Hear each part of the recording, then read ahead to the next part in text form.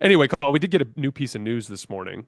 Um, Kevin Durant is now a Houston Rocket, and in return, the Phoenix Suns are getting Jalen Green, a young player with tons of potential, but maddening downsides at this point. Dillon Brooks, who I actually think is a very good role player in the NBA, Yeah, he is.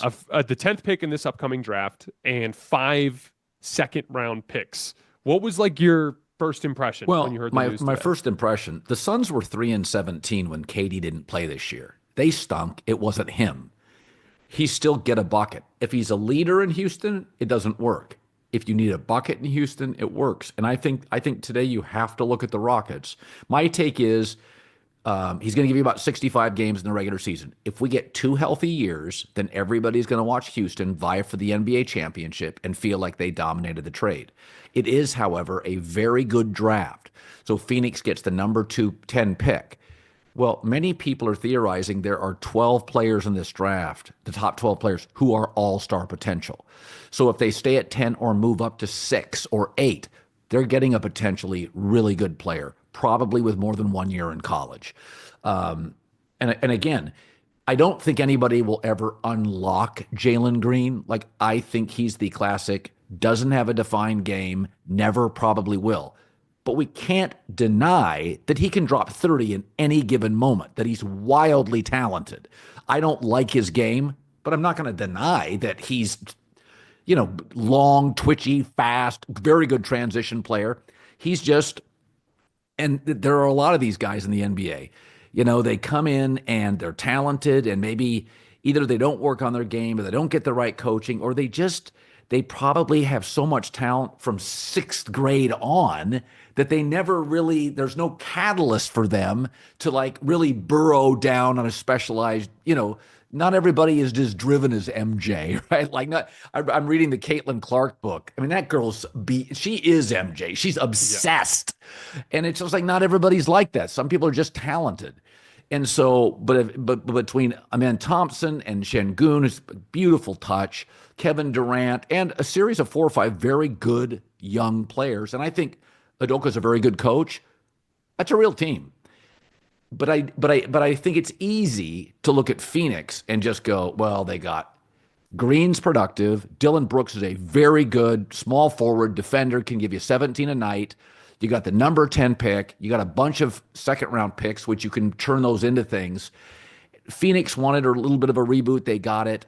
But people on the internet are like, oh, Houston dominated. If Katie got hurt in game 36, it wouldn't feel like Houston dominated, right? They're not bringing him there to be a foundational piece. They're bringing him in to get a bucket. Like, he will not be the leader is Şengün will still be I think the centerpiece of the team. Amen Thompson will be your best athlete and your defensive stopper. He's going to be a bucket guy. So that's why I think it works. He's still one of the top 23, 26 best players in the league, I would argue. I mean, I was on the plane when I was flying in today. I started writing down numbers, and I got to like 21. I'm like, he's in that space. And again, Phoenix was terrible when he didn't play. So that's my long-winded answer on. I think Houston will look like they won the trade, but Phoenix got assets too. I think that what happened in Phoenix is a sign that, like, yeah, KD, Steph, LeBron, these guys, they're not floor raisers anymore at their age. They're not going to turn a bad roster into a 50-win team the way that 27-year-old Nikola Jokic could. Like, that goes without saying. I do think, though, that KD has been dramatically underrated because he's been on such a poor roster. Yes. I put this together for you, Colin. This is 3 stats to show that Kevin Durant is still one of the very best players in the NBA. He was the best jump shooter in the world this year. Among Yeah. 58 players in the NBA to take at least 500 jump shots, KD was the only player in the league to make over half of them. And he in second place was Shea, who made 45%.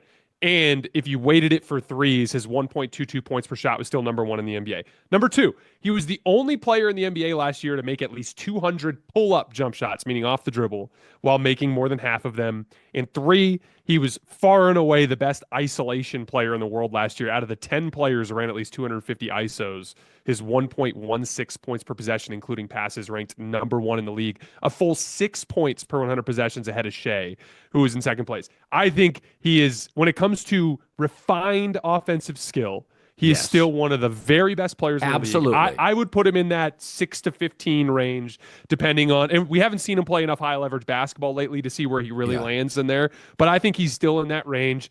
And if you ask me what the Rockets' issue was, this is a deep team with a load of big physical athletes. If you ask me what their one weakness was, it's refined offensive skill. And that's what KD comes in to address. We were Yeah. just talking about this with Desmond Bane in the Orlando Magic the other day. Yeah. Yeah. When you take a bunch of big athletes that kind of struggle with spacing and you bring in a guy who like just run him off a screen and he's automatically going to pull two defenders out 30 feet from the basket, it unlocks a world of possibilities on the short roll. Amen Thompson will be an amazing short roll player. You know that thing that Draymond Green did for Steph, where Steph would come off of Draymond and take two players, and then Yeah. Draymond would go right down the middle of the floor and make the play that broke the defense down? That is a thing that Amen Thompson has been unable to do in Houston because they just don't generate many of those opportunities because none of their shooters are good enough. KD will unlock that part of Amen Thompson's game. It is not a perfect roster. I was writing down all the names on the roster today. They're a little light on ball handling, but that sort of thing they can get. You know what's so funny, Colin? I remember when the Suns signed Tyus Jones last summer. I was like, why? You already have this redundancy of all these dudes who can dribble and shoot. You're just not athletic enough and you're not good enough on defense. Like you need athletes and dudes that can like beat Yeah. up people in these physical environments. You know who could really use Tyus Jones? Houston. Like Yeah. I think they should call. I think Kevin Durant should call up Tyus tomorrow and be like, "Hey, dude, come with me." Yeah, I think Phoenix, I wish Phoenix would have gotten actually a size. I think Phoenix needs size, and I think Houston needs a ball handler. And our Yeah. takeaway when we watched Golden State beat Houston, we were like, God, they're so bad in the half court offense. Yeah. If you stop Şengün, it's over. Right? Like it's just, and so you and I talked about this. He was a perfect fit there. I thought he worked in New York because of Jalen Brunson's, has the ball a lot in his hands. I thought he would work with that offense. Whereas Cat can kind of, I always felt like Cat and Brunson were playing, your turn, my turn, your turn, my turn. KD's kind of like, I did it with Russ Westbrook. I'll sit in the corner, get it to me eventually. So I think he fits really, really well. And I think they have the coach. I think, again, it's so hard to judge Houston because so much of their roster is young. Mm-hmm. I feel like everybody's in the fourth inning. Amen Thompson could take a big leap. Şengün's the only one where I look at him and I think, oh, that again, I use this word a lot, but that's a defined and refined offensive game. He's got European touch. Like he has a game. A lot of their players, I feel like they're just in early innings. I don't know what they are. So, Amen Thompson's obviously defensively defined. He's so strong and athletic and aggressive, but KD gives them refinement. This is a second offensive player. I know exactly what I'm getting. And that goes back to a little Oklahoma City. One of the reasons Indiana gave OKC problems, Siakam has an offensive half-court game. Halliburton does. TJ McConnell does. Like, that's three guys. Even Obi Toppin, when he hits threes, you're like, he's athletic and hit threes. They had guys that Rick Carlisle knew, okay, this is what this player does. With Houston's like a younger OKC. I'm just not sure what everybody is. Like, I just need more guys that I go into a game and go, yeah, I'm going to get 24 tonight from KD and I can drop 2 or 3 plays for him. So Houston to me is early innings. They could end up looking at, if you told me next year a team explodes in the West and ends up winning by 7.8 points, I would guess Houston because they have so many players that are just going to springboard to another level here in the next 50 to 100 basketball games. Sorry to interrupt this great video, but please remember to like and subscribe. Thank you. Now back to the video. Oh, no, I totally agree. I think they have massive upside. I think they could very easily be the second best team in the West and the biggest threat to the Thunder next year. I think that's absolutely on the table. They match up well with OKC too because they have all the big physical size. The ball handling will be the weakness, as we saw with Indiana. Even Oklahoma City struggled because of their lack of depth in ball handling against Indiana's ball pressure. But the youth, the thing that you're talking about in terms of the wide range of outcomes is super interesting because as I was breaking down their depth chart today, I'm looking at it and I'm like, okay, Fred VanVleet, legit point guard. Şengün center, KD's your 4. Amen Thompson, I think defensively functions as either a 2 or a 3. So Yeah. that could be either. But then it's like Jabari Smith Jr. is kind of a 4. He plays basically the same position as KD. I don't think he moves his feet well enough to be a 3. Cam Whitmore could be one of those guys. Reed Yeah. Shepard could be one of those guys, but like who Yeah. knows? And here's the other thing too, Colin. Houston gave up 1 first-round draft pick in this deal. They still have a boatload of first-round draft picks at their disposal. Yes. So they're like a high likelihood for like a we bring this team into camp, we watch them for 20 games, and we go, oh, here are the 2 things we're That's missing. exactly right. Let's go get what we That's need to get. Like they're extremely well equipped heading into this next season. That's where Houston won the trade. They didn't have to give up another first round pick. That's where they won the trade. It's not just KD, because my guess is because of their depth, they won't play KD more than like 60 to 65 games. They want him for the postseason. There's no reason to play him 75, 80 games, because they also know if you're in the West, Jason, you know you're going to be in long series. So there's no, I mean, you know you're going to be in 6-game series in the West. It's not like the East where you kind of feel like if Halliburton comes back next year, they're just certain you're going to win a lot of series really quickly. You're going to have long series in the West. No reason to have, I want KD going into the playoffs, off about a 2 games and 9-day stretch, healthy and ready to go. And I think you have to think about that as a GM with an older player in the West. If you have a Steph or a KD, all these series are long series.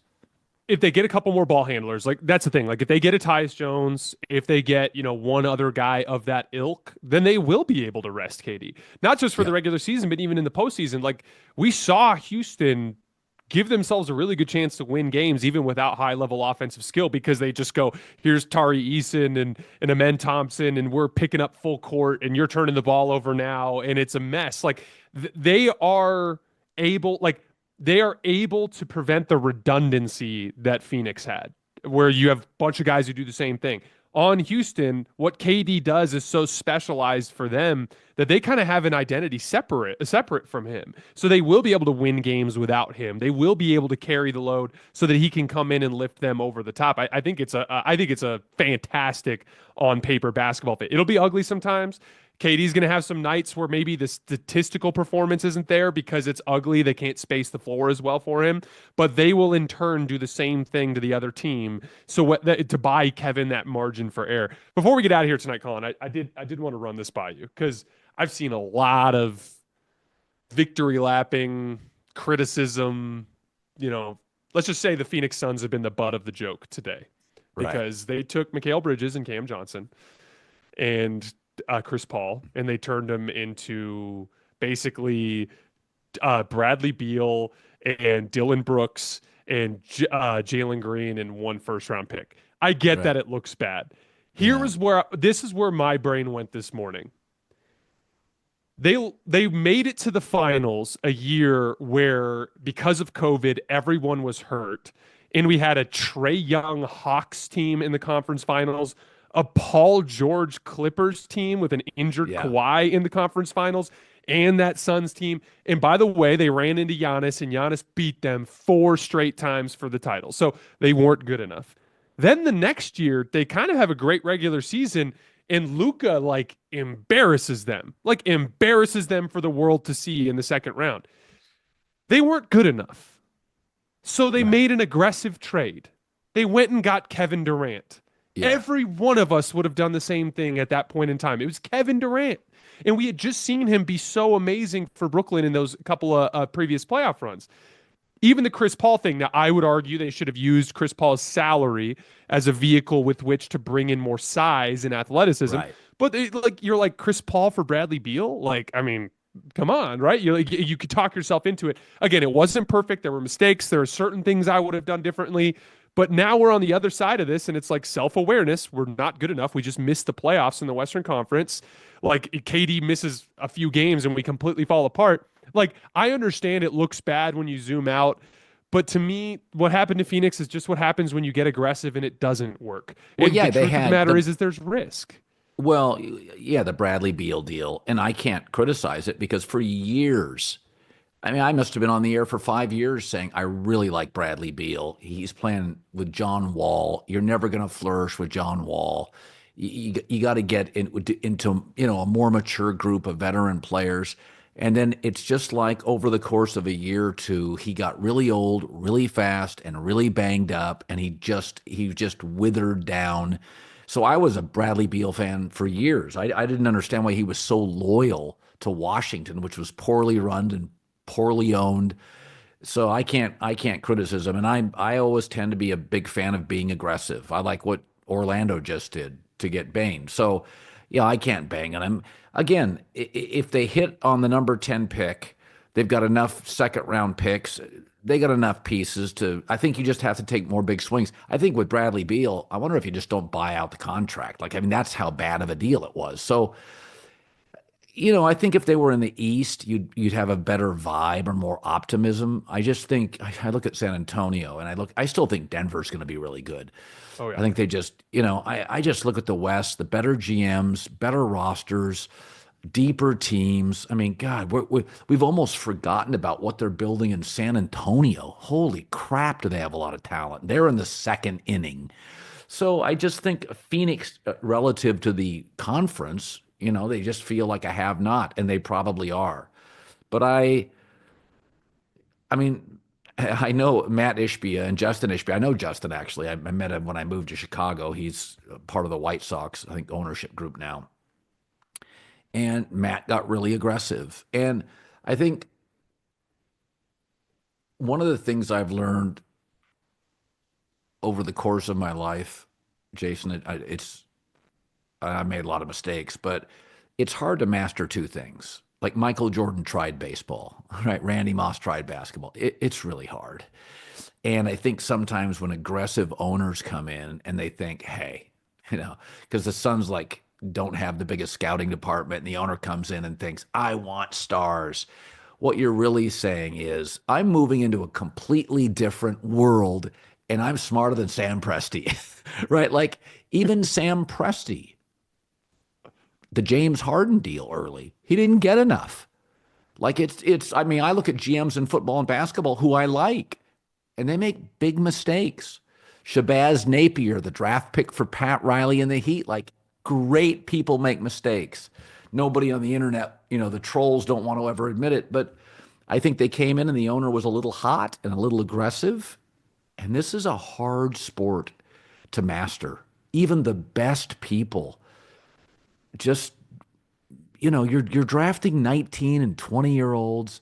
And I think, I'm not going to bang on the Suns because when they made the moves, I was like, I kind of like it. And then a year later, I'm like, man, was I wrong? So I can't stand on any pious mountain today because I like their moves. I thought Bradley Beal's been a disaster. There's nothing else you can say. It's just been a disaster. Yeah, it didn't work. And that happens sometimes. Like, I mean, like the most recent example I can think of is the Raptors. Like, I remember when the Raptors traded for Kawhi, everyone was like, why would you do that? He's going to go to Los Angeles. He's telling everybody he's going to Los Angeles. His family's out there. He wants to be out there. That's where he's going. This is a rental. And it was, by the way, if you like remove the championship from the equation, it's like he went there and then he left and he went to LA and the Raptors tanked. Like the Raptors Yeah. fell apart after that. Like that's what happened. But they won the title. But even if you zoom in on the series, it's like 3-3 in Philly, and Kawhi hits like a leaning jump shot while falling out of bounds that hits every part of the rim and then falls in. Like that was Yeah. the gap. That was the gap between the gamble being a success and being a failure. And so ultimately, I feel like we're just playing the results when we say that. And like, Yeah. I look at it, it's like you traded for KD. There was one team who gave the 2023 Nuggets trouble. One team, the Phoenix Suns.